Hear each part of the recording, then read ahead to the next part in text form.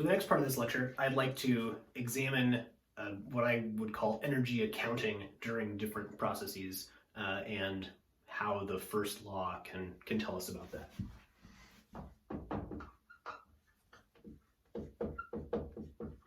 So the first law, remember, is that the change in our thermal energy is equal to Q plus W, and I'm going to be sloppy and not write the TH every time, but we know that that means thermal energy.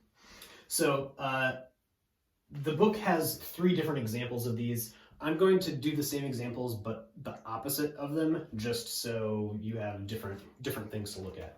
So if you don't understand what I mean, look at the lecture and compare it to the book. So first I'd like to talk about isochoric, and these are total examples that are meant to be illustrative. So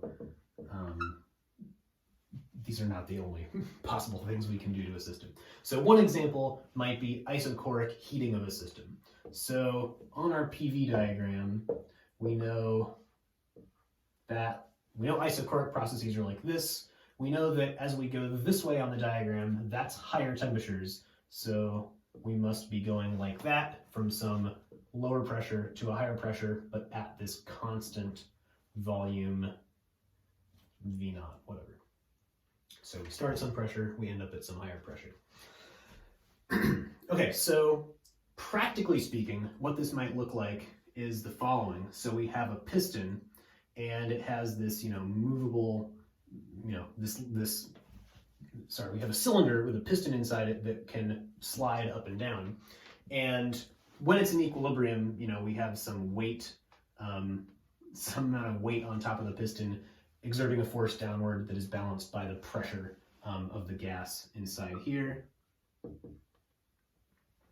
Okay, so our isochoric process looks like this. We lock this piston, we put some pin inside that locks it in place, and then we add heat to this by means of a fire or a hot plate or whatever. It doesn't really matter. We put it in a bath of hot water, something like that. So we add heat to this gas, and in the process, our variables in here change, both our pressure and our temperature change. And then when we're done, we are at some higher pressure. So before we unlock it, we will have to add mass to the top of it in order to keep it from bursting open, right? So we have to add some more masses, and then we unlock it, and now we are at some higher pressure, so we have some more weight on here, but it's not locked. This would be free to move up and down, but it's at some new equilibrium. All right, so that's our isochoric heating. In terms of our first law, that looks like this. So we have delta E equals Q plus W. How much work is done in isochoric processes? 0. So W equals 0, which means that delta E is just Q, the amount of heat we add.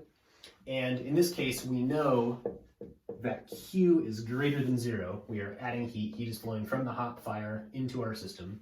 And therefore, by this, delta E is also greater than 0. Our thermal energy has increased, which also tells us that our change in temperature is also positive. We have heated up our system.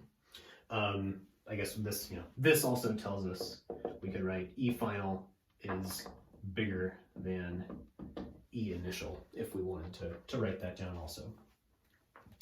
Okay. So, in looking at these problems, even without numbers, I think thinking about it step by step like this is good, good practice. All right, let's do another one. Isothermal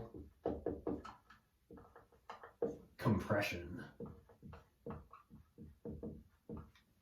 Okay, so here we have our same cylinder.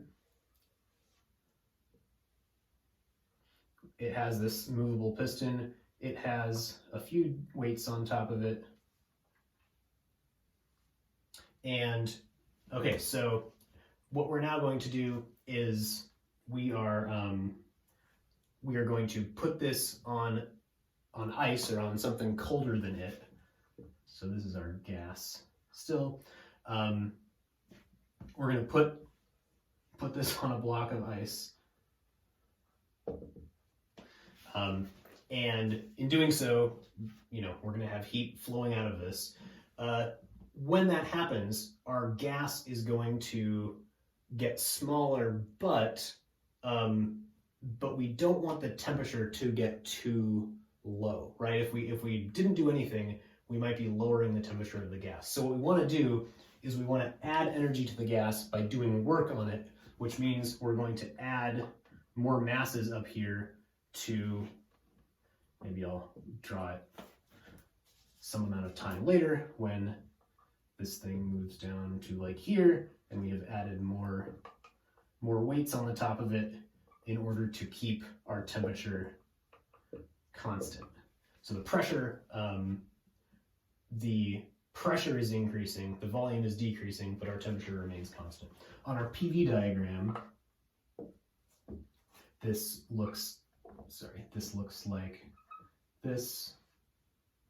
We're going from a bigger volume to a smaller volume and increasing the pressure so that our temperature stays the same, right? If we weren't adding more weights, if we just left the 2 weights on there at the beginning and let it go all the way down like that, that is keeping the pressure the same, right? That would be isobaric, and we would end up somewhere over here. So we're adding weights just so that we are following this isotherm up to our final state. Yeah, all right. So in the case of this equation, if we are isothermal, our change in thermal energy equals 0. So this state function is the thermal energy. If we are not changing the temperature, we are not changing the thermal energy. So this means, therefore, that Q plus W equals 0, which means Q is equal to minus W, or I guess maybe we'll write it this way. My work is equal to minus Q. So Q here was energy leaving my system, right? So Q was less than 0. And W here was greater than 0, right? I was doing work on my system, lowering these weights down adds energy to the system.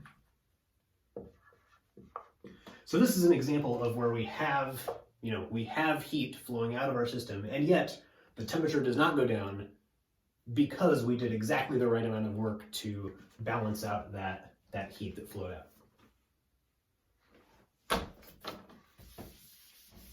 All right, the last process I want to talk about is one that we have not seen before, and that is adiabatic expansion. Okay, so adiabatic in thermodynamics means a process where the heat flow is 0. So adiabatic always means Q equals 0. It means no heat flowing. In everyday language, this might mean that our system is insulated. So if we're talking about our gas piston cylinder, we have taken our cylinder and wrapped it in a big old blanket or fiberglass insulation or a vacuum flask thermos or something like that, so that we cannot have Q going in or out of our system. That's what insulated means here. So sometimes it's drawn with this like double wall thing. Doesn't really matter. Okay, so adiabatic expansion, we're going to start with a small system, so I can actually draw this. So we're going to start with a system like this with a bunch of weights on it, and we are going to remove those weights, a little bit at a time, so that our system expands, and maybe we're just left with one weight at the end.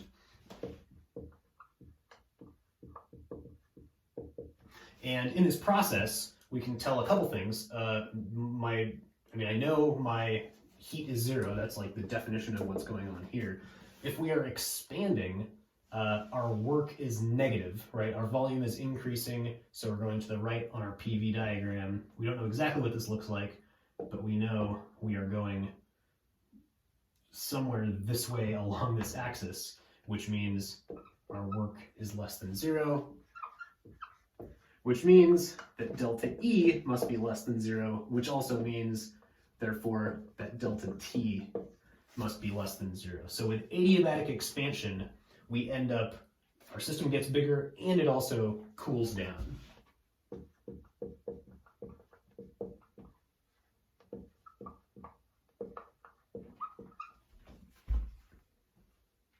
So we'll have lots more to say about adiabatic processes later, but this was a good time to introduce it.